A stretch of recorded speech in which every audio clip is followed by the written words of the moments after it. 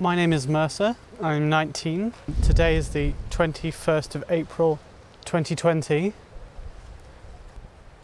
I'm not a teary person, but yesterday I found myself in tears because I realised I was growing up. I started crying because of a song I was listening to. It was called It All Ends by a YouTube personality called Jimmy Wong. Even just that opening riff, it gets me every time. Last night was the first time I had heard the song, so I was surprised by the emotional response it had managed to elicit. Jimmy explains that he wrote the song as a tribute to the Harry Potter series, and how reading the books had impacted his life and childhood. It all got me thinking. Unbelievable, all the things you did brought colors to this world. But before I continue talking about this song, I want to quickly set the scene. So I'm sitting here at the end of a large field at the back of my house on this beautiful rope swing by this oak tree. The world of 2020 is in lockdown due to the spread of a coronavirus, COVID-19. This means I'm currently locked down in my childhood home in Northern Ireland. I've realised I'm growing up, and instead of growing up outside in the world, I'm growing up at home. It's a difficult position shared by students everywhere.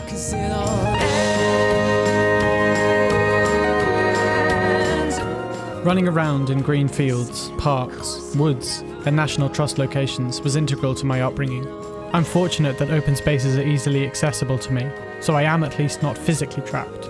But I am worried for those whose growing up may be seriously interrupted during this lockdown period.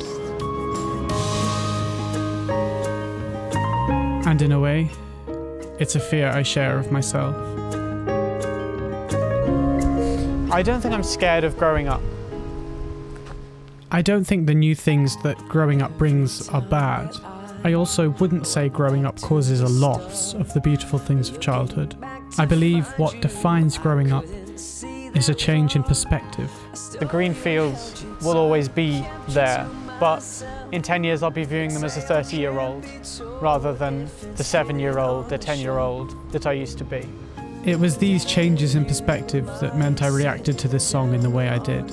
It's one of a couple of things I want to look at in terms of a change in perspective. Let's grow up, you and me, stand and face all of our fears. This I give for you to have, oh, a fresh new 7 years, and it begins. Ooh, they said, of course it never.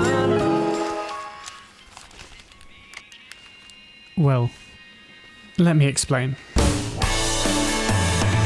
Do you want to hear about how the real world's a place for me? During the lockdown, with all this extra time on my hands, I've been rewatching Video Game High School, a YouTube web series in which Jimmy Wong stars. VGHS is uploaded on the Rocket Jump YouTube channel, released between 2012 and 2014. In many ways, it's an average high school comedy drama, although arguably more similar to university life. It's predictable and childish at times, but incredibly charming, with a host of lovable characters and twinged with video game nerdiness.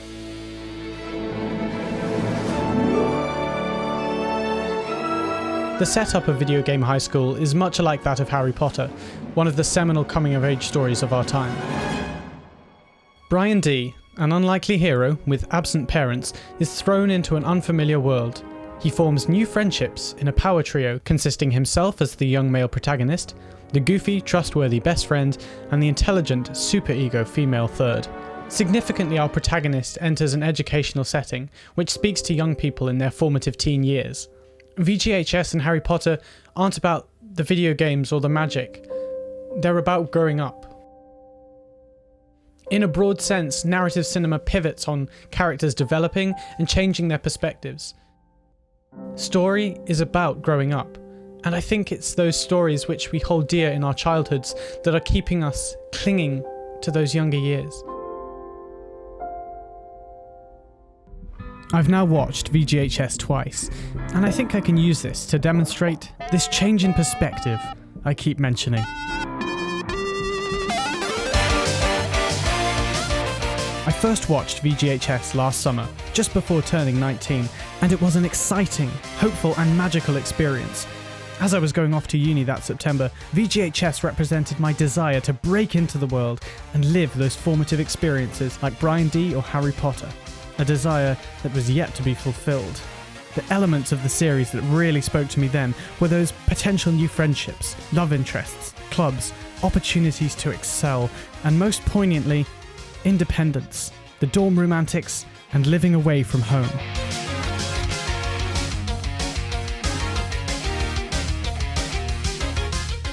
The place of university within all this is an odd one. It simultaneously represents fulfillment of those childhood desires to live these stories, but also symbolises the reality of coming of age. While Brian D and Harry Potter have a new world thrust jarringly upon them, university allows exploration into the world at a time when we are really ready for it. So in the September of 2019, I went away to uni. I went to Arts University Bournemouth, which is about the furthest place in the UK that I could have gone from Northern Ireland. And I began to study a bachelor's degree in film production.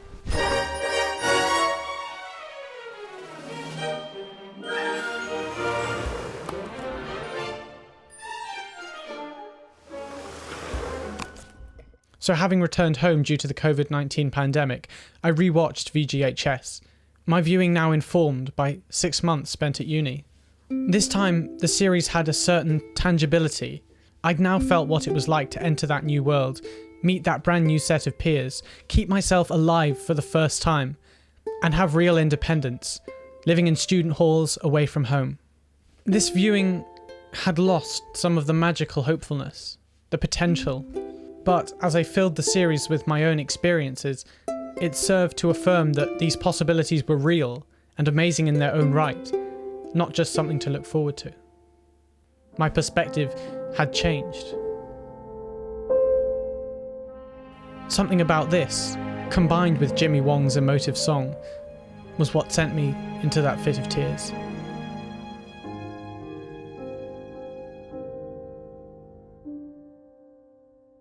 I keep a little list of the movies, music and video games that I have a particularly nostalgic connection to, and VGHS is just one of these pieces of media that map out my growing up.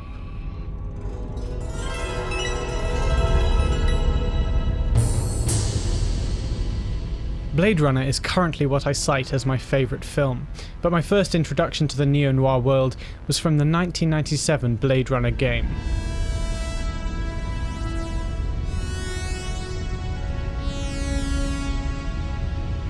In this point-and-click adventure title, set in an extended Blade Runner universe, you play as Detective Ray McCoy in a plotline that weaves beautifully with the events of the movie. I remember playing this game from no age, but those atmospheric locations, the intrigue of the plotline, the hard-boiled voiceover, and the unrivaled soundtrack had a profound effect on me even then.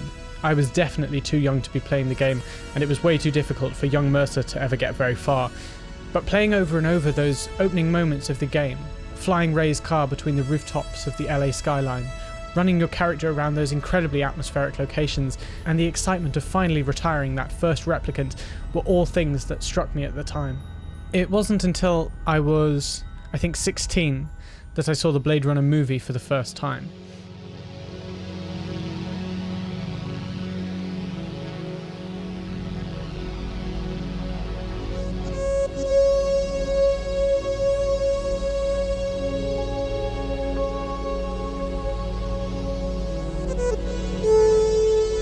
I fell in love with the dystopian world, the moody noir aesthetic, and the soulful Vangelis score all over again.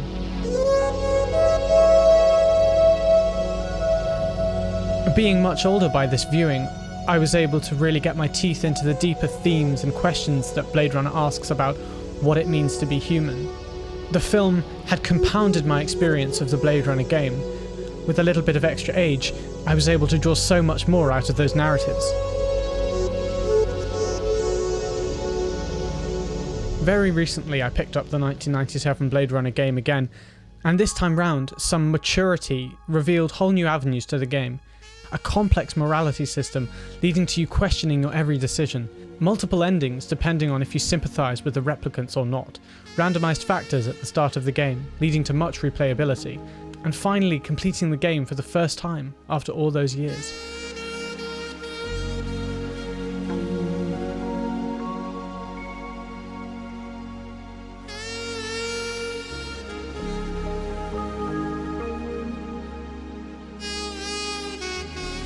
This experience very much provided closure to my journey through the Blade Runner universe, a journey that I feel defines my coming of age.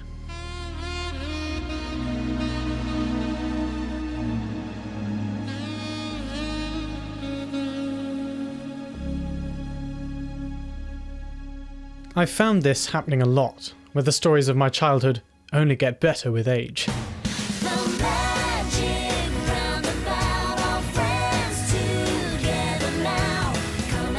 The Magic Roundabout is one such story which I watched countless times when I was younger. To an innocent 5-year-old, it's a fun-filled adventure quest complete with talking animals, but clearly the filmmakers were also catering to the parents. Nothing will grow, not even grass. Okay, people, we got a problem. Hey, man, good piece of chance. Get up on the roof and dispose of the prisoner. Dispose of a prisoner? Can't do that, sir. Geneva Convention.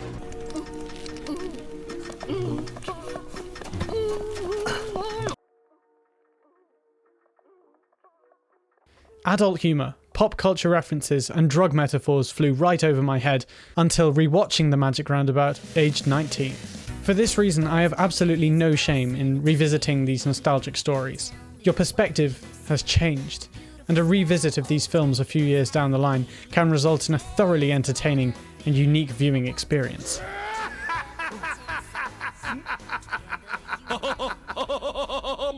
No, Sam, it's all in the back of the throat. Back of the throat.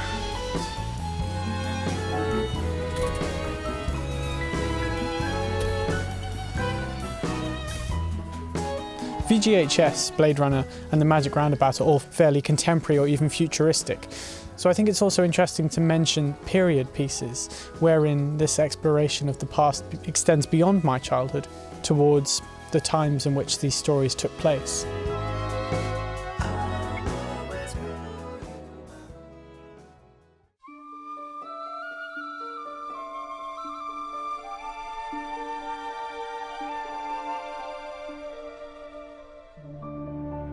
I am fascinated by the aesthetic of the old, and what growing up would be like as one of the Pevensey siblings in the Chronicles of Narnia.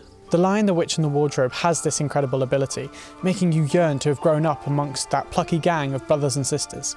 Narnia is all about adventuring into the imaginary worlds we created as children, worlds which we must eventually grow out of in exchange for adventures into the real world.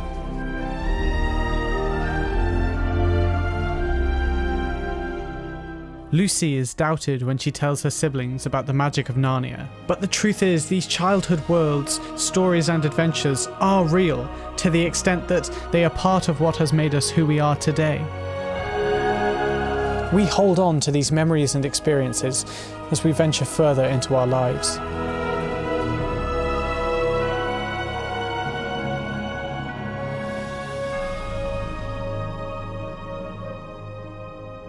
There's definitely some media I don't feel this same strong nostalgic connection to. The games I never stop playing, and the movies I still revisit regularly. They are still forming and strengthening their place in my childhood, and I'll be interested to see whether they hold all the more nostalgia because of this, or if they've already far outstayed their welcome. Having now looked at the stories of my childhood, I also want to look at the stories that I want to tell. After all, it would be very one-dimensional to be all-consumer and none-creative. At this stage in my life, I'm experiencing a paradigm shift in my own creative maturity. In a short space of time, I've been exposed to so many new life experiences, and as a result, the types of stories I want to tell are undergoing rapid transformation. One of the most immediate factors to this is the new phase of filmmaking and storytelling education that I've just entered into. In my uni film course, we're held to an incredibly high standard both by the lecturers and each other. There's an emphasis on thinking critically about filmmaking practice and the world around us. We are pushed to never settle for the first idea that comes to mind, and to be able to back up everything we do with a strong reasoning. This is an extraordinarily refreshing and stimulating approach, which I found has been lacking in a lot of the short courses in film that I've done in recent years. It is quite scary and daunting to suddenly feel the presence of this challenging high standard, but I know for sure that it's exactly what I need to keep pushing myself further. And so while I feel the uni experience is a healthy way for me to develop my creative maturity, I'm also aware of other factors which are not quite so healthy. Welcome to the wonderful world of online screenwriting education. Quick disclaimer, this is a lot of opinions and this is just my experience. A huge part of making more mature films is in the development of longer, more thematically deep screenplays. There appears to be this community across YouTube and other platforms of people who, somewhat pretentiously, deconstruct and teach screenwriting technique. The first thing you were taught about writing for film, both by these self-named screenwriting gurus and by the considerably more credible lecturers at uni, is the idea of the 3-act story structure and the key story beats that make this effective. This usually follows the rough pattern of the inciting incident, the midpoint, the climax, and the resolution. Tutors are always quick to mention that this is not a formula for a good film, but a well-established pattern in order to tell certain kinds of stories effectively. Screenwriting videos online are formed on the basis of these tips and tricks, and I for one quite enjoy this structural approach to screenwriting, and frequently map my own stories against this progression of beats.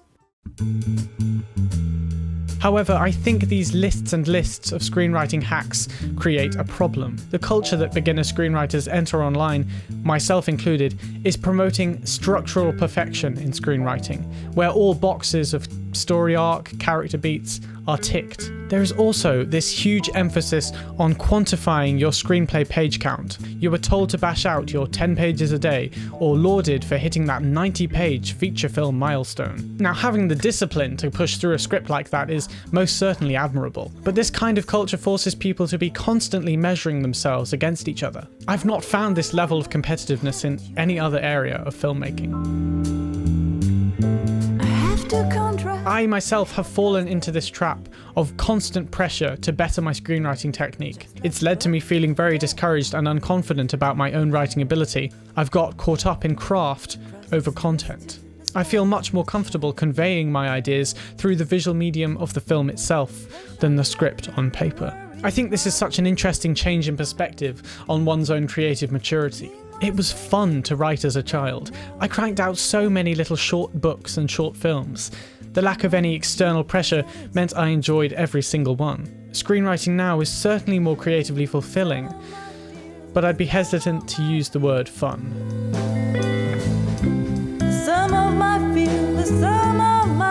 There is a point where you realise that a childlike, intuitive way of storytelling must yield to rules and structures. Perhaps this kind of atmosphere around screenwriting does kill some of that childhood intuition. As we know, plenty of people have made it in the film industry without formal film or screenwriting education. It was simply their practice that taught themselves the skills and techniques.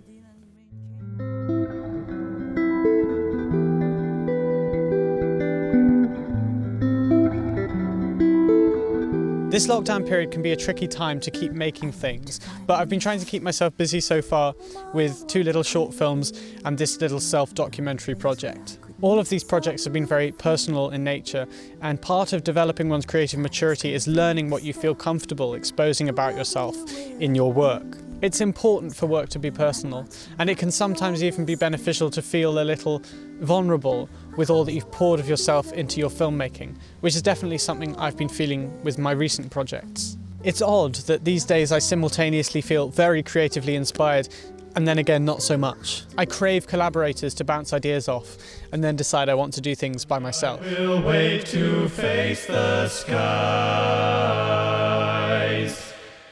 Growing up is characterised by close contradictions between the new and the old, the juvenile and the mature, and I think it's important not to force change just because you think that's required, by gaining maturity. As an example, I used to have a Minecraft YouTube gaming channel in the first few years of secondary school, and I vividly remember the amount of teasing this accrued me because of how dorky it was. It's so difficult to rise above this kind of thing at that age because you care so much about what people think of you, and you require that acceptance to feel safe in the new world of school. And equally, the people who were teasing me were only doing it to find their own place socially. But in the end, I deleted the channel and all the videos were lost because I couldn't get beyond that bubble of teasing. And now I'm filled with regret about this. I long to watch those videos back and feel that nostalgia and see how my brain worked at the time. I thought that growing up meant I had to delete that part of myself. And I wish I'd been able to be more resilient and true to my creativity then, but I understand why I wasn't able to. It's a lesson in archiving for the future, and I think that's why this video will be so interesting to me 10 years down the line, to see how my brain was working now. I had quite a lot of similar experiences throughout my schooling. I remember wanting to be an actor when I grew up, but eventually decided that that was a juvenile desire. And then there was all the standard mainstream abuse thrown at you that filmmaking was not a real career or degree. But perhaps the most notable pressure that school puts on you is to look a certain way. In Northern Ireland, grammar schools continue to enforce a rule that boys must keep their hair above the collar. People at school made a huge deal over the fact that I had long hair, and it very much became part of my identity. Teachers, of course, were obliged to uphold this rule, but many were very aggressive towards me about it and militaristic in their enforcement of it. The rule is ludicrous and outdated. The culture at play here is that in order for you to grow up, to become a man, you need to chop your hair off and conform to their ideas of what a man's hair should look like. My long hair particularly became an issue at School Prize Day, an event which embodies growing up through its celebration of your academic maturity. And every single year I felt like I was being told that my long hair hindered my ability to represent the school through my academic achievements, and that somehow long hair hindered my ability to grow up. Thankfully, this pressure to have a conformist hairstyle was one that I was able to resist, and I'm very glad to have long hair to this day. It doesn't end here though.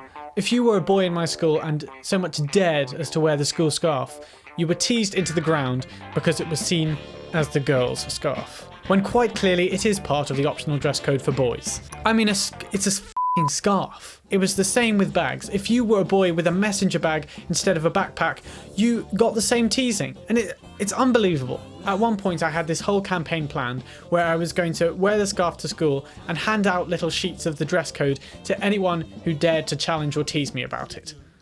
It's something I wish I had done now. Unfortunately, the peer pressure got to me that time round. The point that all this culminates to, though, is growing up throws so many pressures at you to be a certain way.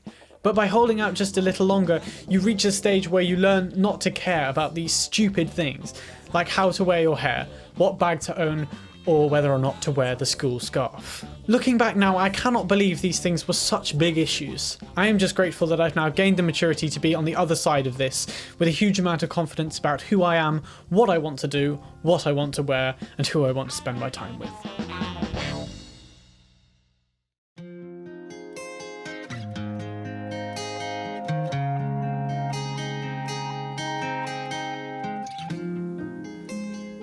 I didn't really know what this series, documentary, vlog thing was going to be when I started it, but I suppose what it has become is the culmination of my self-reflections during this lockdown period.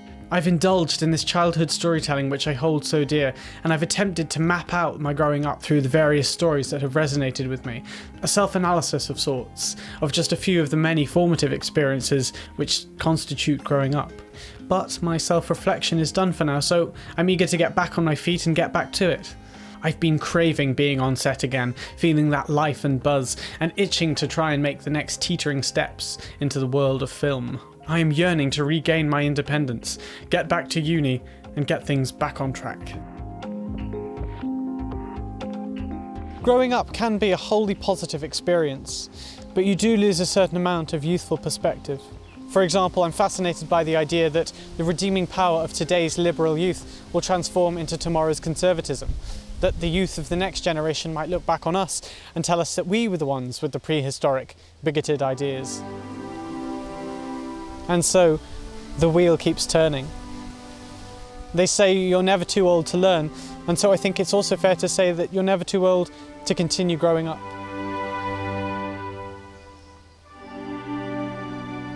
But who am I to speak? I'll only be 20 in just 8 weeks. To be profound about change, it is much too early. I am at but the start of my journey.